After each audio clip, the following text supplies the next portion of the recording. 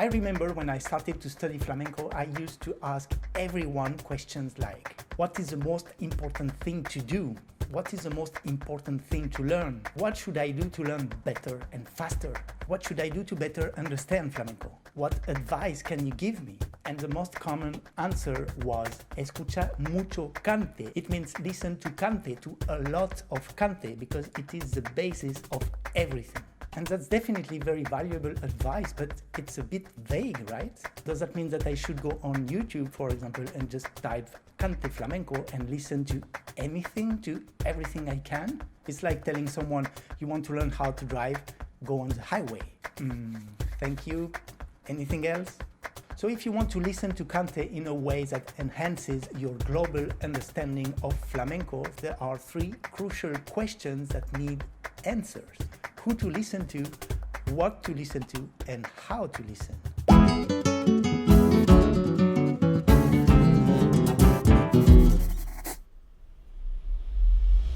Hi, this is Guillermo Guillen for FlamencoMAPS. Welcome to my channel. If you already know me, you know that I keep saying that everything in flamenco revolves around the cante. The structures, communication, interactions, improvisation. So what is essential to understand is that whatever we do, we dance, we play guitar, we play cajon, we play palmas, we want to be able to interact with the cante. This means that we must be able to listen to the cante in real time and decipher the information it gives us about the structure, the places where to interact, the intentions, and then react to it. This is actually the very heart of the flamenco game. But to be able to do that, to listen to the cante in real time, you must study the cante first. Not necessarily to sing, not to become singers, but to know how it really works, to get the big picture and be able to play the real flamenco game. And to study the cante, yes, you need to listen to a lot of cante, but in an effective way, because just listening like that to anything or anyone randomly or while being distracted, it's not much use. For your listening and your study to be effective, you need clear and precise information, kind of a method or a roadmap. That's why I distinguish three different phases in the learning process, which suppose three different kinds of listening, three different ways of listening. The study, the practice, and then the real applications, the real flamenco life, when we sing, we dance, and we play all together. I will talk about all these different phases in different videos, but for today we are going to talk about the first phase, the study phase. How to listen to cante in order to study it and understand it. The flamenco cante repertoire is very vast. I said this 1,000 times already. There are thousands of different styles and so many palos. But if you do this little by little, consistently, I assure you that it will all clear up. You are going to make connections yourself. You are going to understand that there is a logic, that there is a big picture, that there are so many things that look maybe different at first, but they work the same way. So yes, it's a lot of work, but it is definitely doable. I'm here to help you find faster path, but it's still up to you to walk the path. The study phase is certainly the most important, and yet it is often the one that is skipped. I mean, I understand it's normal. When you are a dancer, you want to dance. When you are a guitarist, you want to play guitar. And maybe you don't even realize that you need to pay attention to the cante because nobody told you, escucha mucho cante. But I assure you that knowing the cante will set you free. Another thing is that listening to the cante for real is not easy. Not hearing the cante, but really listening to it and decipher it, its logic, its forms. It is not intuitive, it is not straightforward, it's not easy.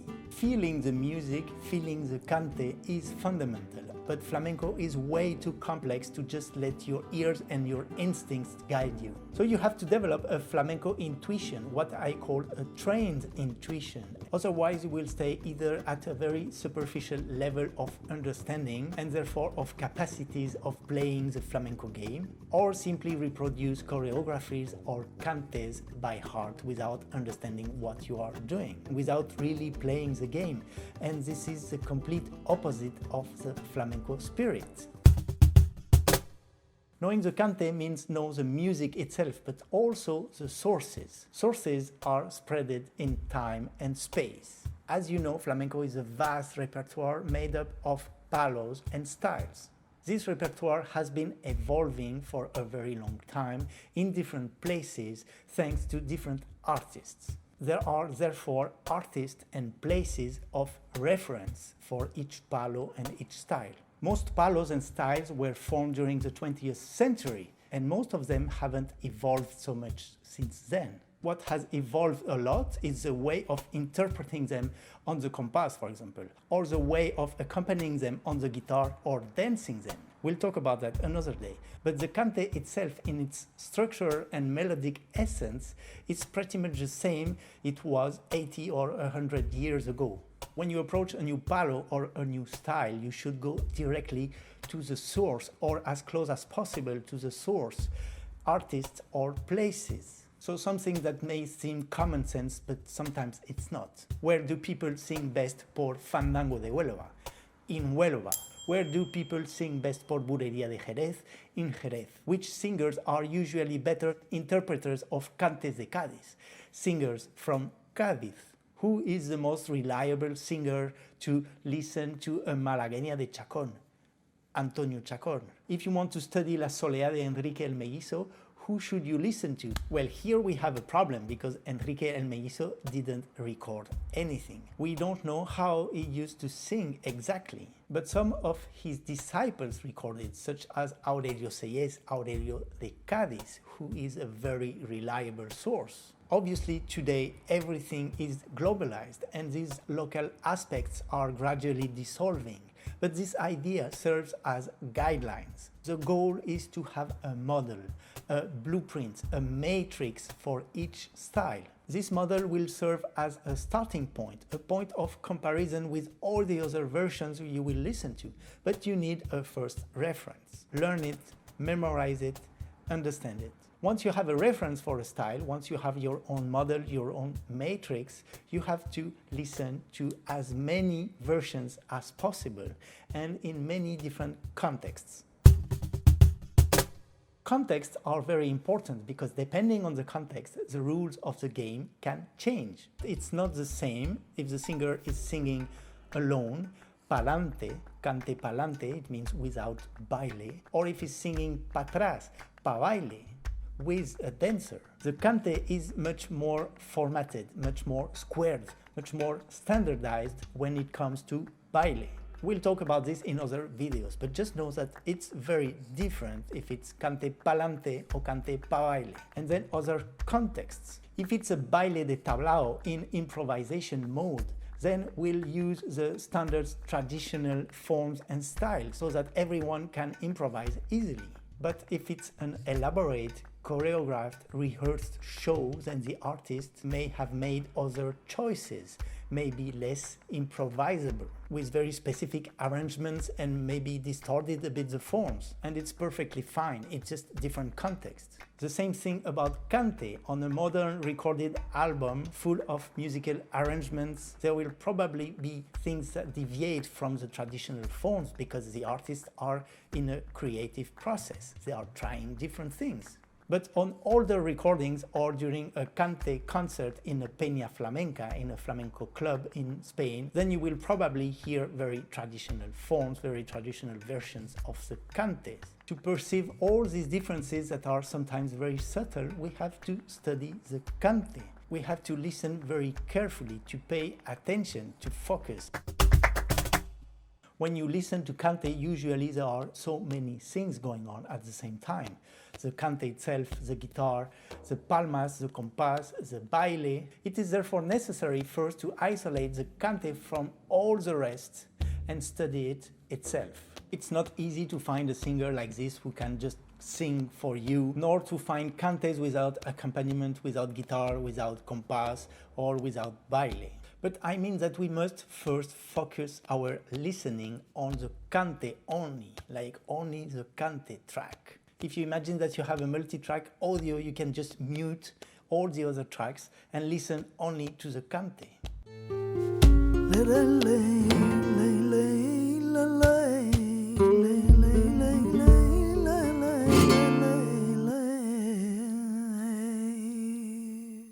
We must ignore the rest for a moment and perceive the different aspects that belong only to the cante. The melodies, to identify the styles, the processing to understand the form, the structure of the sung letra, and the caídas del cante to always know where we stand in the letra and not get lost in the structure. About the lyrics, remember that lyrics are obviously beautiful and it's a very important aspect of the cante. Lyrics can definitely help, but they are not at all essential for understanding how cante works and for improvising. What is much more important than the lyrics is to differentiate the melodies, the styles, and understand, perceive the form. There are already 4 videos on each of these 4 topics. I put the links in the description. As the name suggests, it means listening while being active. But active, focusing on the cante, not chatting or cooking or painting your living room. It takes time, patience, and consistency to know the cante, the different styles, the different melodies, and the different processing. You have to concentrate, analyze, understand, and compare to develop your sensitivity to differences and subtleties in the cante. It means, for example, during the week, take a moment for you, just sit down, listen to a cante with a pen and paper. Write the cante down and see what concretely is happening. Try to find the lyrics. I told you that lyrics are not essential for understanding, but they help a lot to visualize what's happening exactly. And take notes. How is the letra or the coletilla being sung? Where are the respiros, the contestaciones, the caídas, the repetitions, the remates? And for this you can use our collection of translated letra with audio references, El Regalo de Reyes. I also put the link somewhere. And again, cross-check as much as possible. Listen to as many versions of the same palo or the same style as possible. This is the only way to have a broad idea of all the possibilities that they offer, what different interprets do, and what is common, what is less common, what is very rare. And if you don't know where to start, you can start by watching this video on the Pareto principle or the 80-20 rule applied to flamenco study. And you can also ask me any question in the comments. Developing a good knowledge and good understanding of the cante is definitely one of the most important things when studying flamenco. But it's a job I can't do for you. I'm trying my best to help you to make things easier, but you have to do it yourself. And if you don't, you'll always have a lot of trouble to put everything into practice. Imagine you are playing tennis and you only see the ball when it's coming within 2 meters of you. It's too late, right? Today I just explained you how to see the ball from afar. In the next video of this exciting series, we'll talk about how to actually play the ball.